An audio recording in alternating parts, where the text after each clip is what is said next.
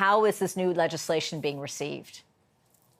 Yeah, it all depends on which side of the gun control debate you really land on. So certainly you have a number of mayors like Valérie Plante who is welcoming this, the mayor of Montreal.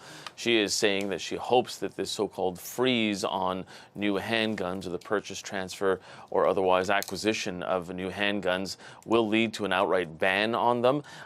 People need to understand as well, this is basically a cap on new handguns. Anybody who has one right now will be able to keep it, and anybody who can prove that they need it, such as sports shooters, sports shooter athletes, will be able to acquire one. So this is basically trying to stem the flow. And the reason for that is statistics that we have seen by Statistics Canada out there showing that the number of registered handguns in Canada did jump from the year 2010 to 2020 by 71%. There's about 1.1 million handguns in this country. This federal government trying to cap this now. In addition to all of this, Angie, part of this is also announcing that buyback program on assault-style weapons that the government had talked about the ban. They have banned those types of weapons.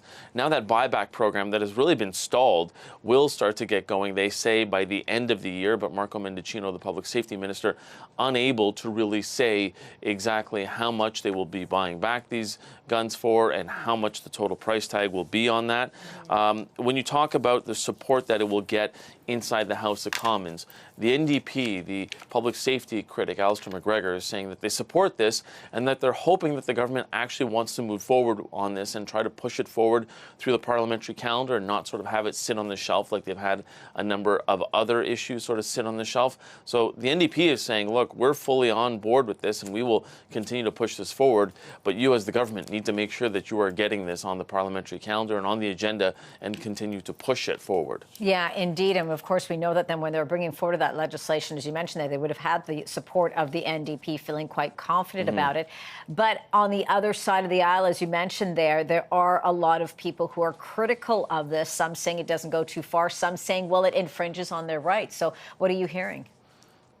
Yeah, and first of all, let's go with the parliamentary response. And so you have Rachel Dancho of the Conservatives basically saying, look, they don't go far enough in terms of trying to crack down on the illegal guns that are coming into this country, even though the government said that they will increase penalties for importing handguns and importing illegal guns. The issue that the Conservatives continue to point at is at the border, saying that flow is just too much. The government saying that it will make sure that they are giving more resources to the RCMP and CBSA to try and crack down on that. But then you talk to legal gun owners, and they say they feel like they're being unfairly targeted. Have a listen to just a couple of those points of view that we got yesterday. If they knew how much and how difficult it was to actually buy a firearm in this country, if they were educated on that, then they wouldn't be worried about firearms owners. The reality is, and they're saying that this is happening by these new gun owners because they're putting these rules on the new gun owners. But the vast majority of firearms that are already out there, those rules aren't changing for those people.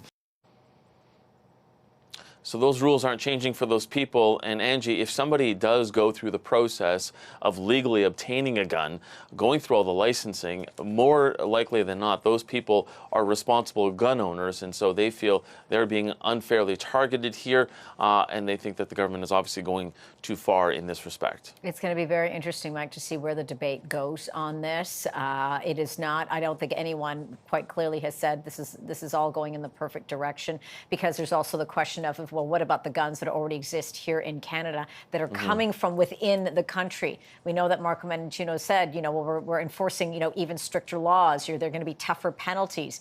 But still, I guess the proof will be in the pudding, as I know you like to say, and we'll sort of see where things go from there. So I know you're going to be following it. And to your point, Angie, I mean, the illegal guns are illegal guns. Exactly. Those are the problem. And trying to get them in, and, criminal organizations or criminals don't take the time to register their guns. And, the cracking down and the putting fences around that is really where this needs to go and where critics say it needs to go. So it'll be interesting to see how the government continues to try and move beyond the headlines of this announcement and say exactly how they're going to get that done. We'll wait for further reaction. Senior political correspondent for CTV News Channel, Couteur. Mike, thank you so much for this.